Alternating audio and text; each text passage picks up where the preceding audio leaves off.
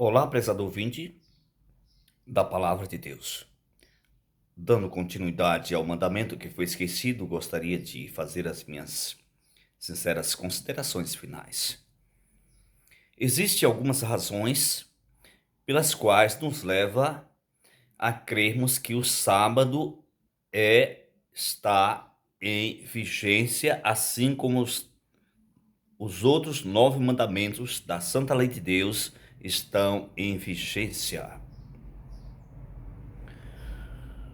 Muito bem. A primeira A primeira vigência de que o sábado está em vigor ainda é porque é o memorial da criação. Conforme o relato de Gênesis capítulo 2, versículo de 1 a 3. Você pode meditar lá e você vai ver realmente que o sábado faz menção da criação de Deus.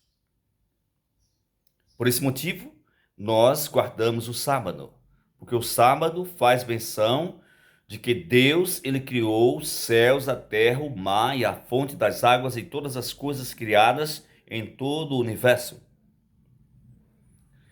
E por esse motivo, Deus descansou não porque estava cansado, mas para poder deixar para o ser humano o seu verdadeiro exemplo.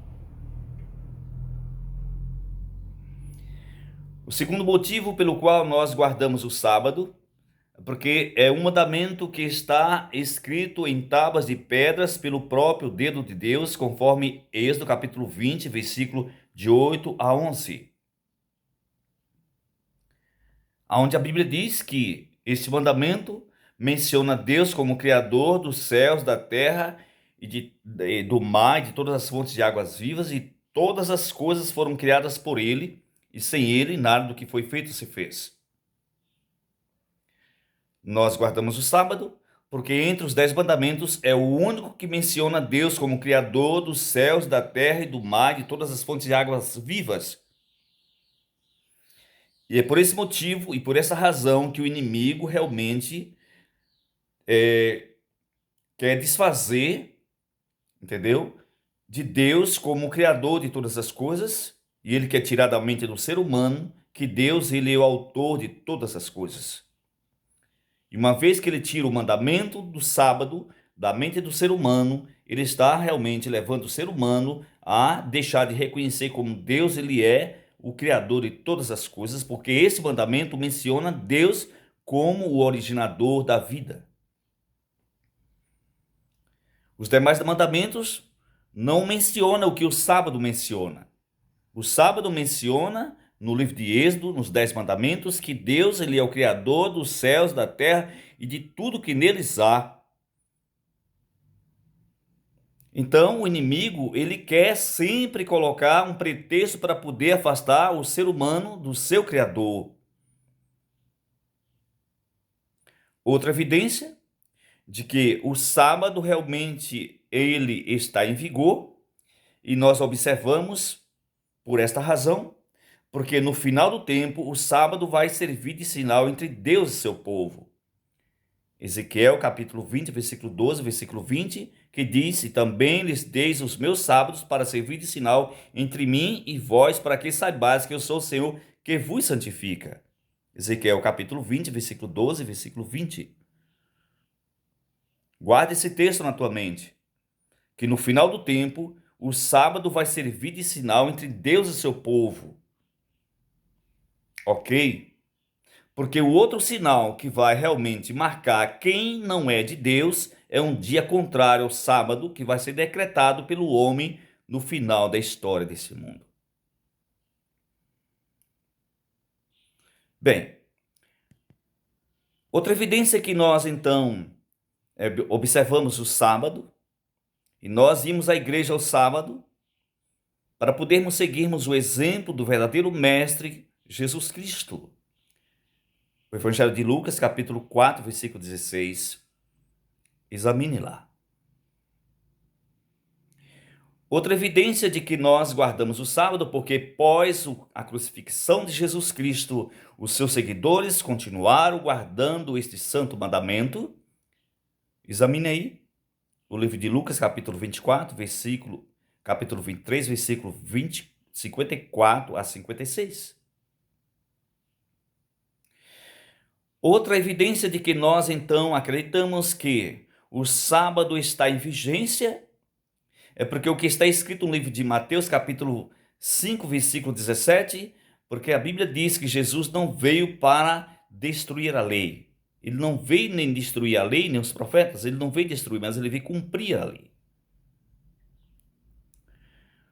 Outra evidência que nós acreditamos de que o sábado está em vigência e nós o observamos é porque os relatos que contém lá no livro de Atos, você pode ler do capítulo 12, 13, 14, 15, 16, 17 e 18, e você vai ver lá uma série de versos falando que os apóstolos, eles então estavam realmente comungando com Deus no dia de sábado e menciona o sábado como um memorial da criação de Deus.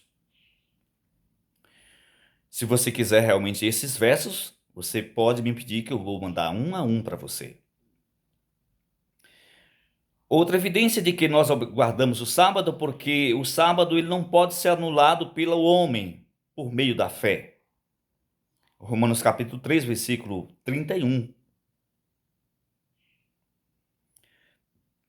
Nós acreditamos que o sábado está em vigência porque realmente a Bíblia nos fala que o mesmo Deus que escreveu os demais mandamentos da santa lei de Deus foi o mesmo que escreveu o mandamento do sábado.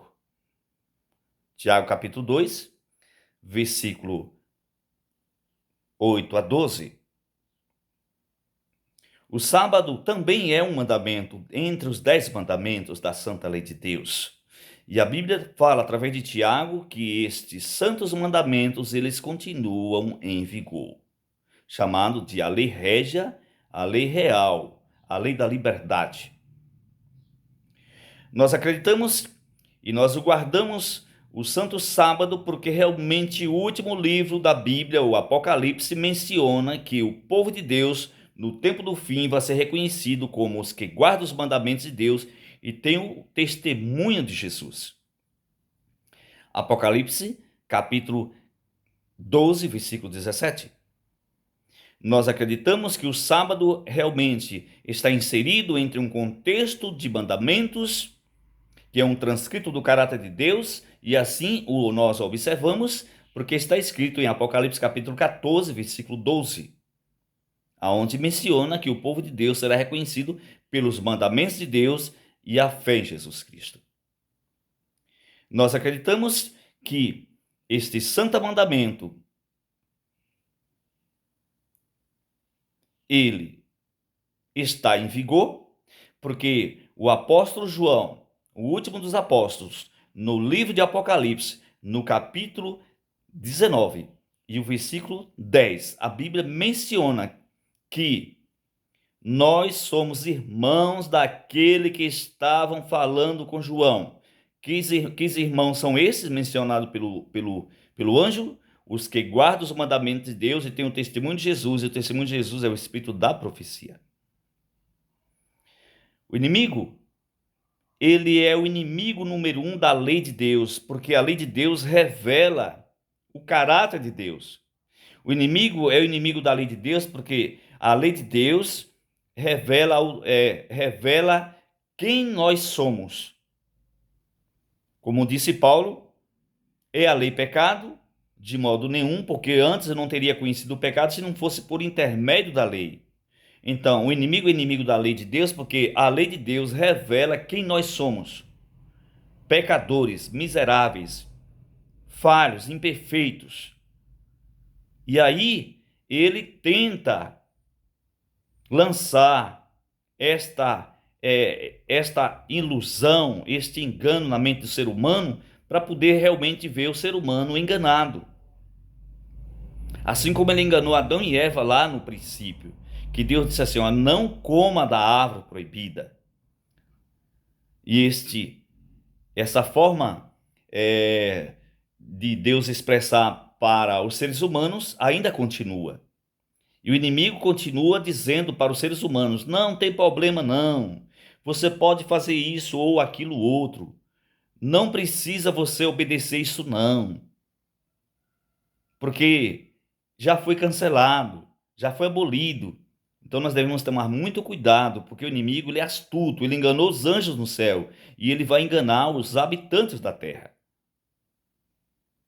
E é por isso que Jesus disse: "E conhecereis a verdade vos libertará", que está escrito aqui, ó, no Evangelho de João, no capítulo 8, e o versículo 32, aonde ele diz assim: "E conhecereis a verdade vos libertará". E o versículo 36: "E se o Filho, pois, vos libertar, verdadeiramente sereis livres". Deus quer libertar o ser humano do engano, da injustiça, do erro, das falsas tradições, das trevas, dos poderes do mal. Deus quer libertar o ser humano. Mas o ser humano ainda continua realmente assim, simpatizando com as tradições humanas, com os mandamentos que vêm do ser humano mesmo, e se afastam dos mandamentos que é de ordenança divina. Bem prezados ouvintes, esse assunto é um assunto de grande relevância e que nós precisamos realmente colocar em pauta e pedir a Deus a sabedoria e a fé para nós colocarmos em prática também em nossas vidas. Outros mandamentos e outras verdades contidas nas Escrituras Sagradas que também foram lançadas por terra e esta teve prosperidade. E nós não podemos compactuar com aquilo que vem contrário à palavra de Deus. Nós não podemos compactuar com aquilo que vem de encontro aos mandamentos de Deus. Porque se a gente realmente compactuar com aquilo que é contrário à vontade e à palavra de Deus, nós estamos então compactuando com um erro. E estamos então levando outras pessoas a aceitarem realmente aquilo que não é verdade. Existem dois poderes antagônicos dentro deste mundo cósmico em que nós estamos vivendo. Um é o poder do bem e o outro o poder do mal. Eles estão em constante batalha, procurando envolver pessoas, a conquista de espaço. E nós estamos dentro de um conflito cósmico. E dentro desse conflito cósmico, nós não podemos ficarmos neutralizados. Nós temos que nos posicionar em que lado nós estaremos. Só há dois caminhos. Um é o caminho da vida e o outro o caminho da morte. Só há duas portas, uma é uma porta estreita e a outra porta larga. Que porta nós iremos entrar? E que caminho nós deveremos então seguir? Se nós nos posicionarmos ao lado da verdade, nós teremos consequências eternas. Vida eterna, felicidade eterna, comunhão eterna, alegria eterna, gozo eterno e assim possessivamente. Mas se a gente nos posicionar ao lado do engano, do erro, também teremos consequências eternas. Aí a coisa fica, ao contrário da vida. Então, um conselho que eu dou para você, que está me ouvindo e me assistindo nesse momento. Sigamos então o que Jesus disse lá no livro de João capítulo 5, versículo 39, para a gente examinar as Escrituras. Sigamos o que ele fala lá no livro de Mateus capítulo 22, versículo 29. Errais por não conhecer as Escrituras.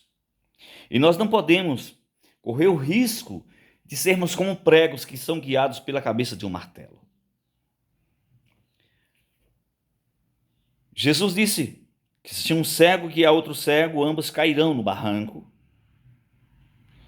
E nós não devemos então seguirmos os cegos desse mundo espiritual.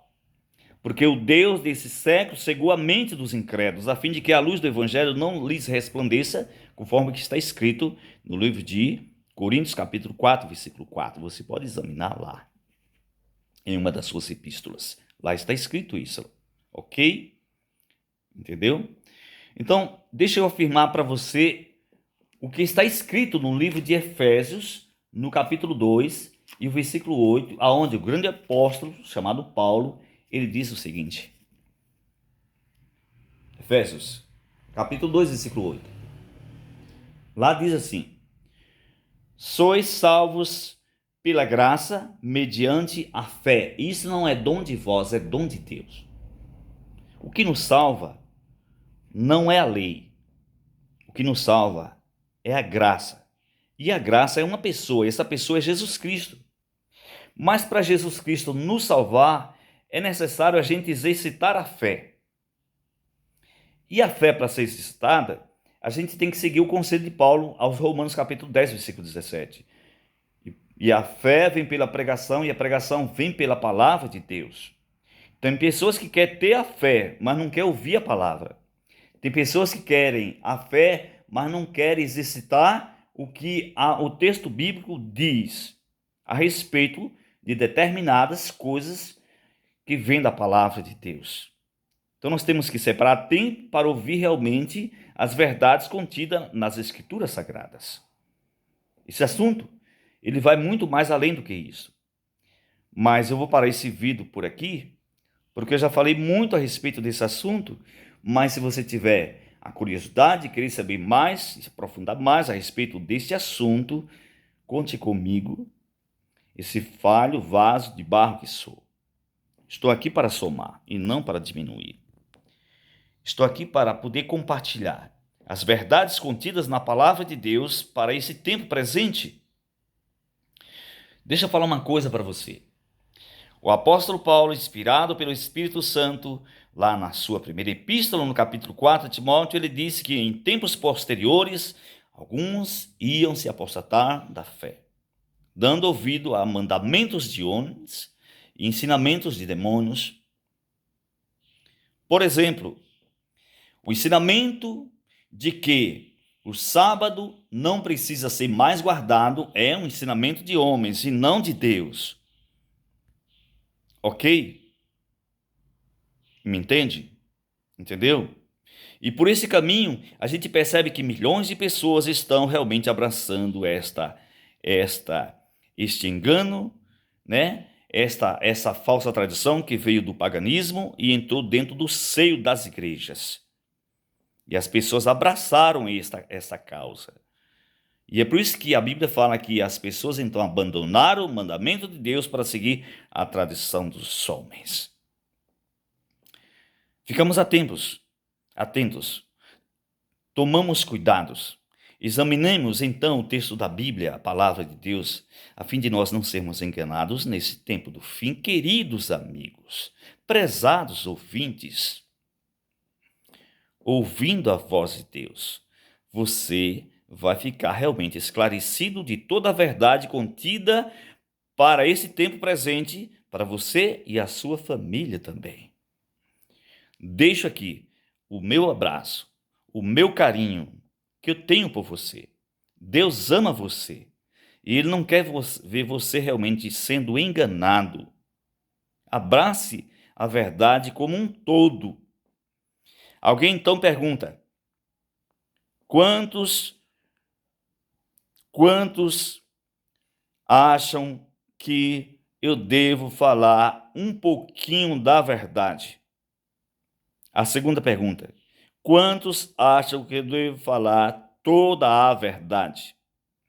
Entre esses dois pêndulos, mesmo que não seja popular, nós devemos falar toda a verdade, mesmo que custe a nossa própria vida, mesmo que todos venham contra nós. Devemos pregar toda a verdade, porque a verdade, ela liberta o ser humano. Sabe o que disse Paulo a Timóteo no capítulo 2, 3 e 4? Que isto é bom e agradável diante de Deus, o nosso Salvador, que todos os homens sejam salvos e cheguem ao pleno conhecimento da verdade. Então nós temos que conhecer a verdade como um todo. Pleno significa todo, não apenas um pouco da verdade. Entende? Se você realmente está disposto a conhecer toda a verdade, e se estas mensagens que eu tenho trazido aqui mexeu no fundo do seu coração, despertou-lhe a curiosidade e veio realmente te ajudar, por favor, compartilhe com outras pessoas, deixa um ok, isso vai ajudar bastante para que a nossa mensagem possa ir avante e alcançar outras pessoas também. Que Deus ilumine a tua vida, que Deus abençoe a tua vida e a tua família também. Unam-se a nós, para que nós possamos realmente resgatar as verdades perdidas que foram lançadas por terra durante séculos. E nós precisamos realmente descobrir que verdades são essas que foram lançadas por terra e que precisa vir alusão nesse tempo do fim. Sou membro da Igreja Adventista do Sétimo Dia.